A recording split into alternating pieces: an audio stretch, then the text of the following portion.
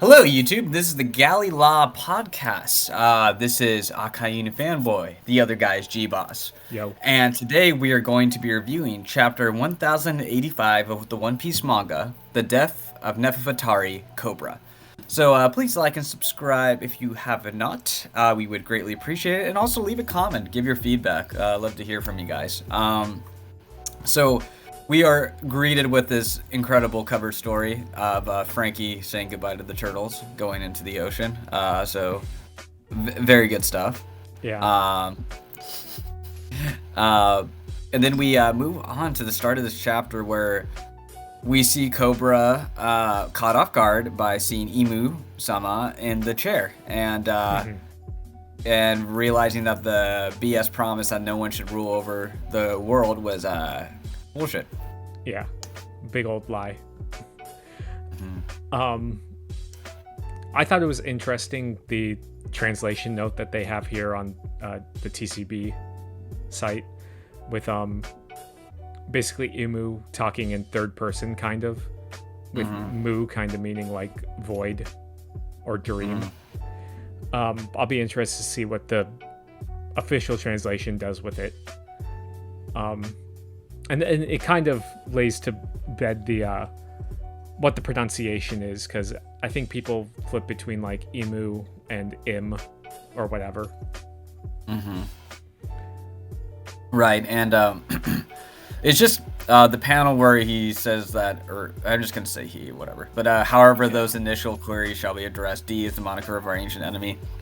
It's cool with the art. You just see how high he just hangs over everybody there, the distance, I like it a lot. And then we kind of, get like another confirmation that D is just the ancient enemy to those in charge of the world government, basically. Yeah.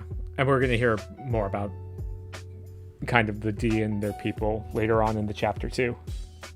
Yeah, and it was just interesting when he talks about Queen Lily. Again, I'm just going to pronounce it that way, but he saw it as a great blunder, and the same could be said of those irksome scholars investigating the so-called Void Century. So he actually thinks there was the best intentions for Lily, and I also kind of thought what was interesting here, he's the idea of holding the secret of the Void Century. He sees it in a way like he's the good guy. That was kind of the vibe I got, for me personally, like he thinks his intentions and his plans are like okay in a way,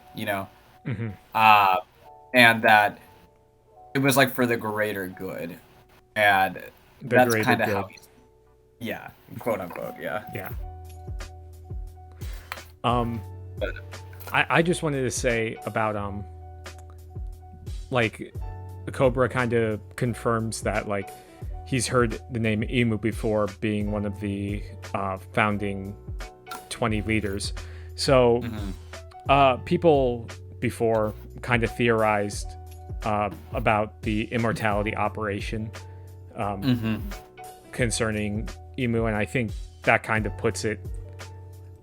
This basically confirms it without confirming it outright. Yeah.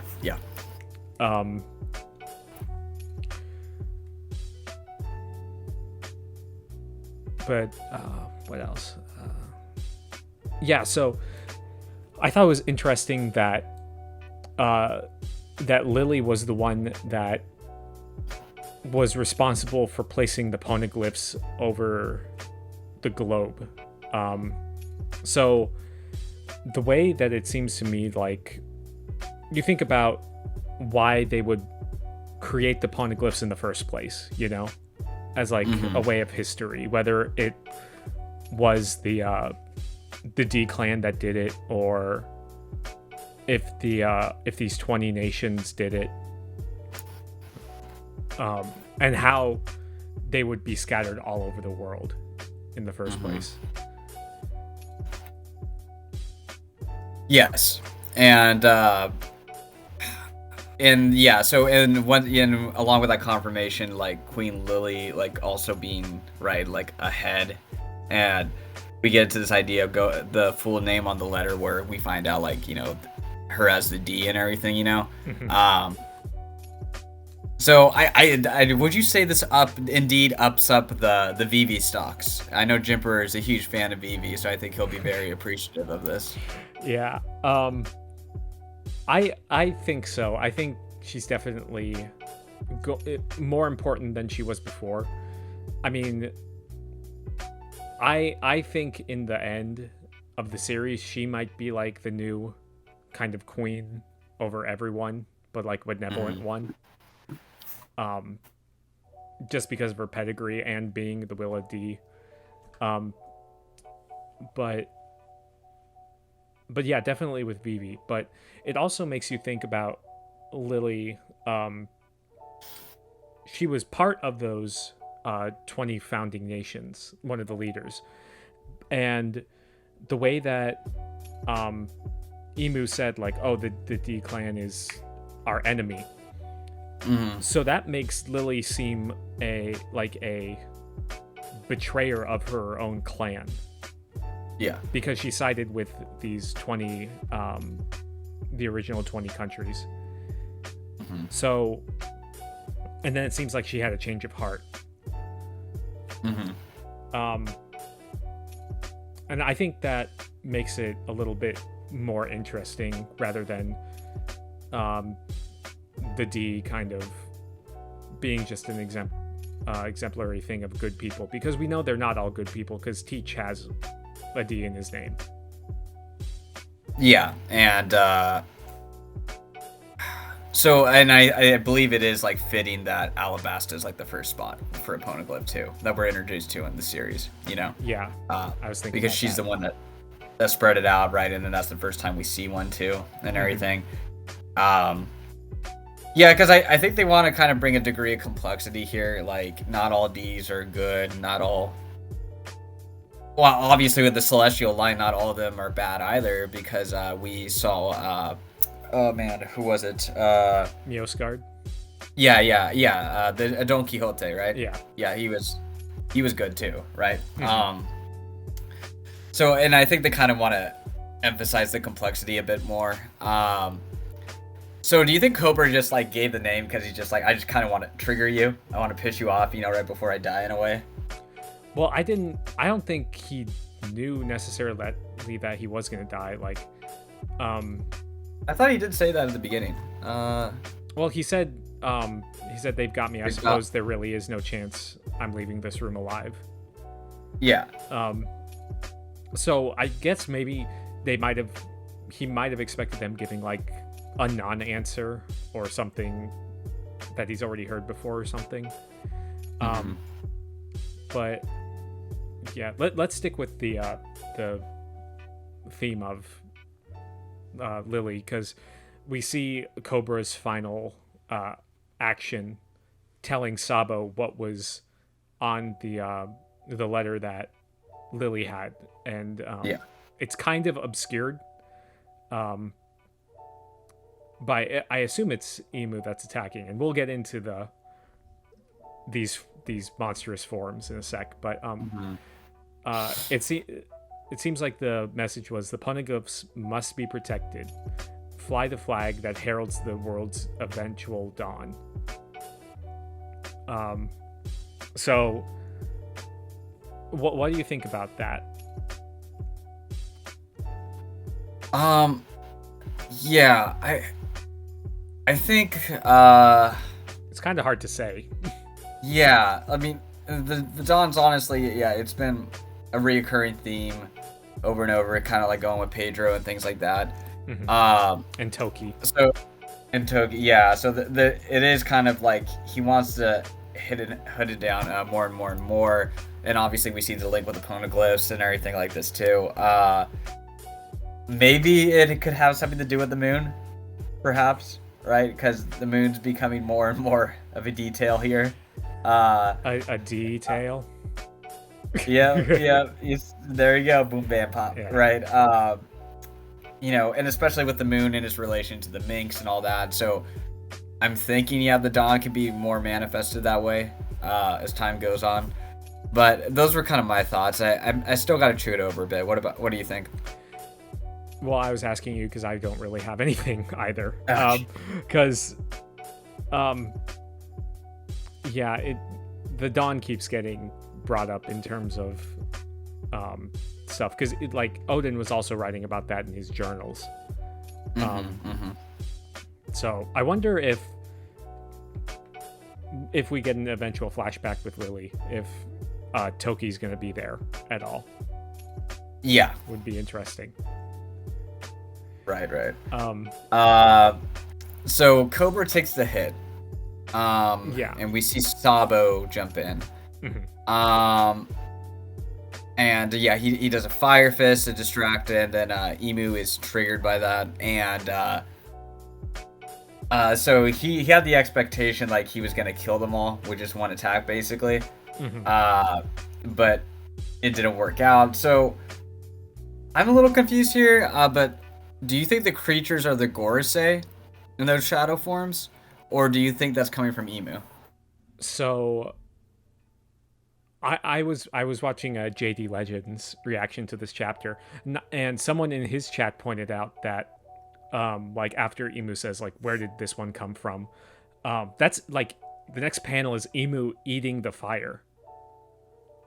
Like I didn't even realize that. So it looks like the shadows are the Gorosei, and then the one, like we see the panel with Sabo running away with Cobra on his back, and it looks like the big shadow in the back is Emu, and then there's 5 other shadows that are the Gorosei.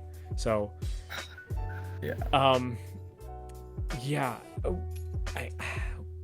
we kind of get some of their things. One of them to me kind of looks like a warthog type thing. One looks like a bird. The other is kind of like a cow. One looks like he has like the awakened clouds behind their back. You see that? And then I don't even know what to make of the other one. It just looks like a giant face. But I thought it was interesting that Emu was attacking with arrows.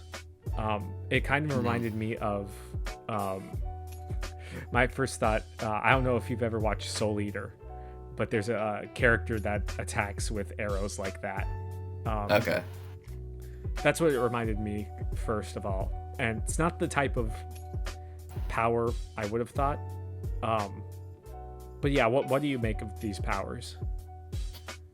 I'm having a hard time if they're shadows or if they're like silhouettes. Like if they're like it's a type of shadow power, or if it's just a silhouette because he doesn't want them to show their true forms yet. Yeah, I think it's just silhouettes right now.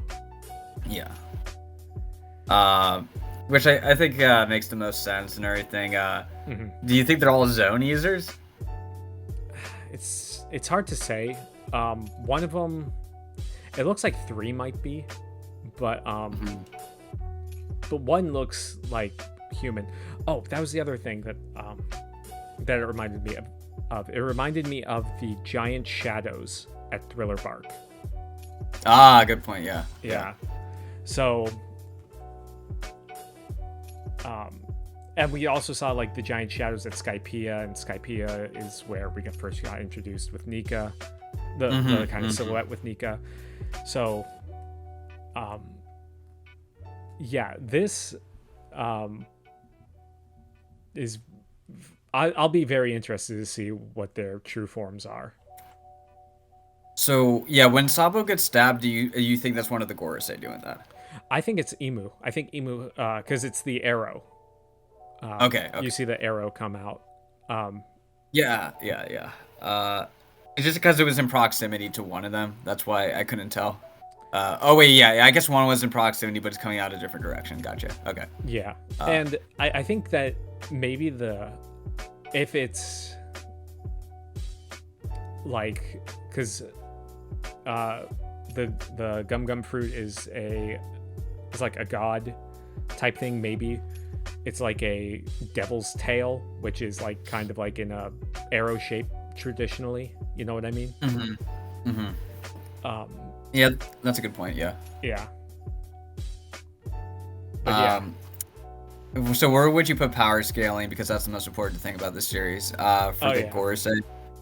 I mean, because Sabo did an attack and it seemed to not do anything. Yeah, they tanked a fire fist.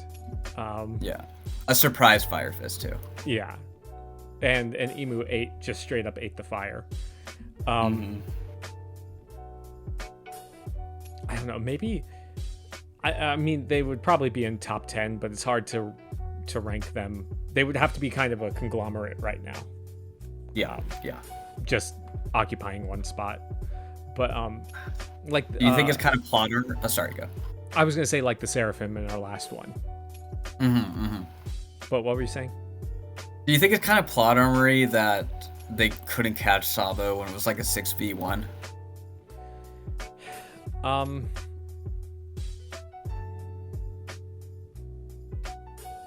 don't know, because you really don't see how he escapes.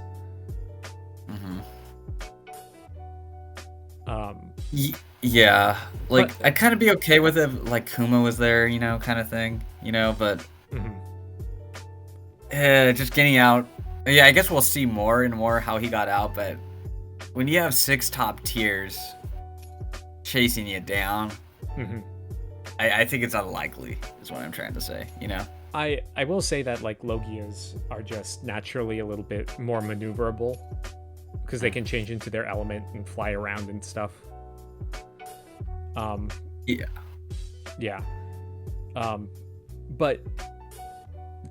just really quick, I thought it was interesting that I was just thinking maybe these are like some sort of other like god fruits, maybe. Because I mean, if you just have like Nika, he's the sun god, so there could be gods for any other sort of stuff in nature. Because even when they were in the Noland flashback, when they were sacrificing, they were invoking the names of other gods. So like the snake snake, and like I think maybe they said like something about the sea god or something, or there was definitely a third god that they listed, but time to go back to Skype. Yeah.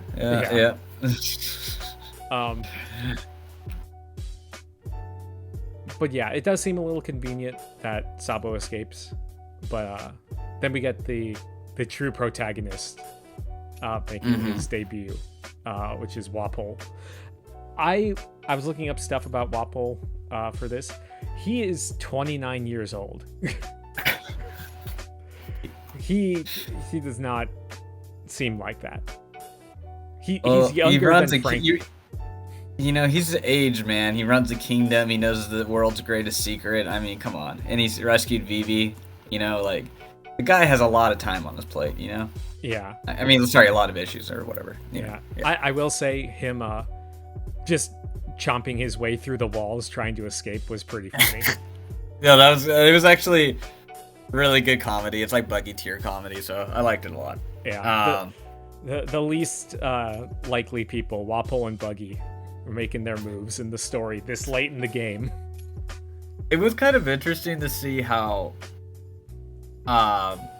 like the vote still went through without Wapol, though. I mean, sorry, not without Wapol. Cobra. So it shows like that many of the world governments were open to it. So I thought that was pretty interesting. And it kind of gives like a more amicable view of most of the kings in the world and everything. To do that without Cobra like actively voting, but also kind of moving on to that. We see CP0 promotions right here. Yeah. Finally getting reintroduced to the series. We're gonna bring back Doroki levels. Don't do that. Let's do it. Let's go. It ruined Dragon Ball, and that's why they dropped it after 2 arcs. But Chapapa is back to bring it back. Yeah. But it seemed like Imu already gave the order for Vivi to be taken care of, because they said like that she was going to be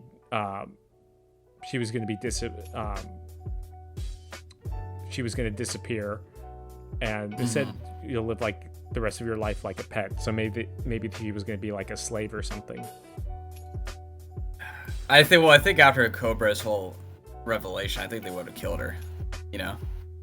Yeah, maybe. Because you find out, oh wait, it's her, you know? But also, so I guess she was the one that was picked out of the three to be eliminated, out of Blackbeard, Luffy, and her, you know? Yeah, which makes more sense now knowing that she's a D as well. Yeah. So basically, kind of moving on is this. It was interesting to cool to see Sai and Leo. Like, they're probably gonna bring even more prestige to Luffy's name and things like that. And I bet their personal bounties are just gonna go through the roof even more. You know? Oh yeah. Which is cool because I like Sai and Leo a lot. So I'm looking forward to that, especially Sai. And then, and for agenda piece right here. Let's go. Because I think a lot of people have been making this point. The King of Lightning said Sabo and a few good men scarred Fujitora and freed all the slaves, and then they get captured by the Celestials, and that's what happened. It was pretty clean. There was no more complexity. And then we saw previously that Fujitora, Green Bull couldn't fight as much as they want because they would hit the Celestial Dragons, and then they get executed. And then even here, Fuji was the one that helped them free the slaves. Like, okay. Yeah. Like, it's kind of like, why wasn't Fujitora like more disciplined for that, you know? Why wasn't he just like immediately stripped of his rank or whatever? they still need him, and I think, well, you could say like, well, why does he want to be in it? It's like he wants to reform from the inside the Marines, but I also think Fuji genuinely hates pirates with a passion. And I think we kind of overlooked that with his character because of what they did to his home, and he blinded himself, you know? And like his whole thing was he wanted to get rid of the warlords because they were pirates and they were corrupt and evil, you know? Yeah, but as we can see, he wasn't disciplined because they still needed him to hunt down the warlords. And I think if they don't have the warlords, they can't risk getting rid of the warlords and getting rid of an admiral all at the same time, you know? But I saw a comment somewhere I thought it was phenomenal, but that Fujitora got his scratch from Green Bull. Probably. I like, look, let's be real. That's probably what happened. Yeah. I mean, because honestly, the revolutionaries weren't really fighting to, like, fight. It wasn't like the Paramount War. They had their objectives. And were more distractions. The anti-admiral slander got disproven by Oda again. Yeah. So, just want to like put that out there, but yeah, I like Fuji a lot, and I also thought it was good characterization for Green Bull too. Just to show how radically different they are. It's kind of like a mirror image of Aokiji and Akainu, you know. Wow, but I do think Green Bull's kind of distinct from Akainu in the sense that Green Bull loves order and hierarchy, while Akainu just wants to kill as many pirates as humanly possible, you know. So I think they're kind of distinct in that way. But do you have any more thoughts on that amazing panel right there? No, not really. I thought it was interesting that they were fighting though, because they seemed to get along fine in Green Bull's initial appearance, but that's true.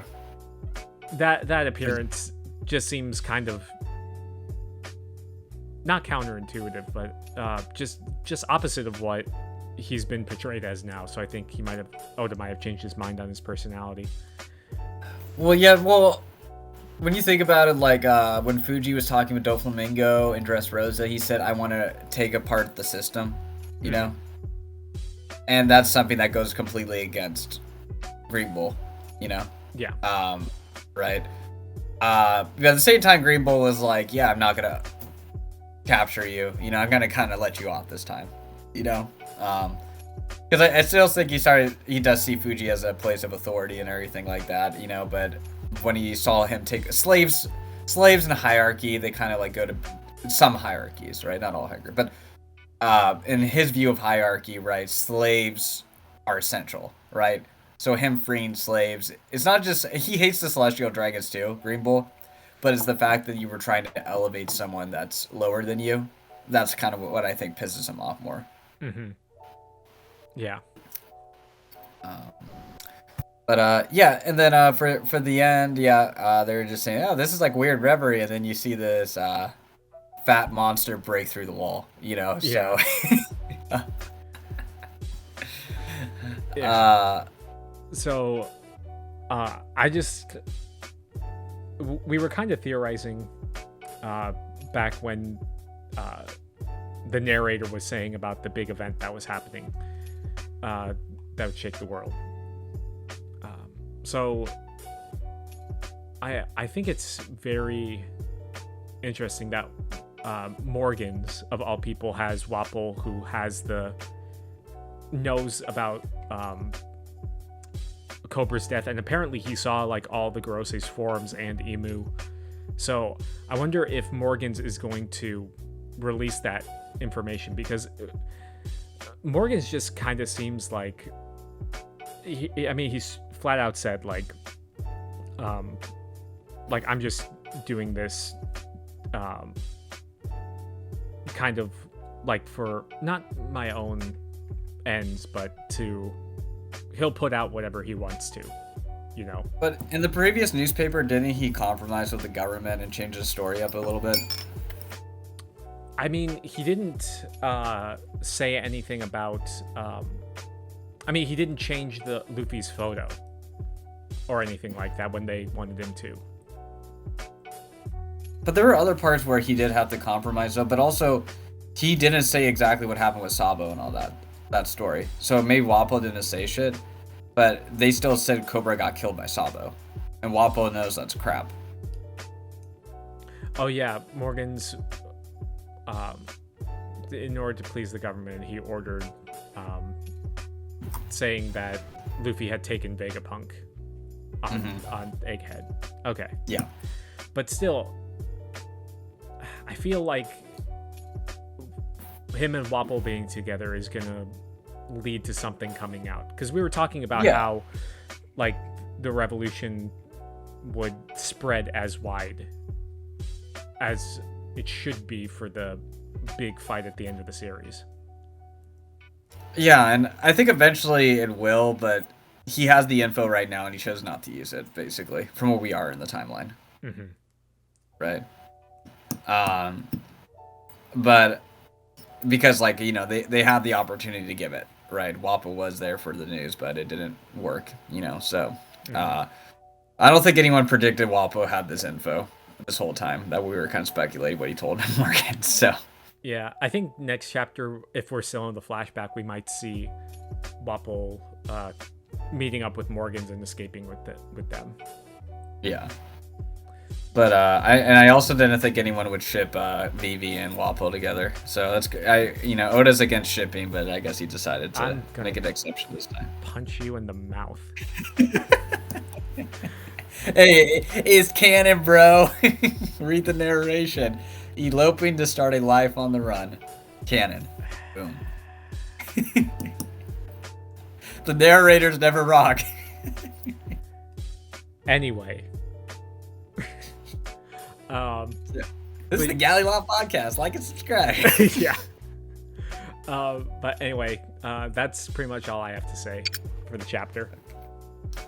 Yeah, same here. I will leave a poll question for this week on whether this chapter, does it change your perception on whether Emu is going to be the final villain or not for the series. I still think so, personally. But you think so? Yeah. Yeah. I'm still agnostic on that. I'm not sure. I know why Blackbeard isn't going to be the final villain, but I'm still kind of going back and forth on it, to be honest.